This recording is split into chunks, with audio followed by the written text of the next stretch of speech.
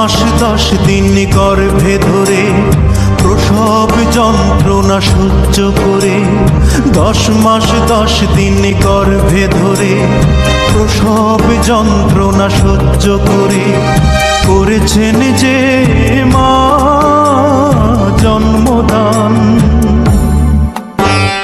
ঘুম পাড়ানি গান শুনিয়ে বুকের রক্ত দুধ বানিয়ে, ঘুম পাড়ানি গান শুনিয়ে বুকের রক্ত দুধ বানিয়ে করিয়েছেন যে মা দুগ্ধ পান। যে মা ছিল বাড়ির রানী সে মা হলো কেন চাকরানী? কোন পাষণ্ড করেছে কাজ, হায় আমি কি দেখছি আজ।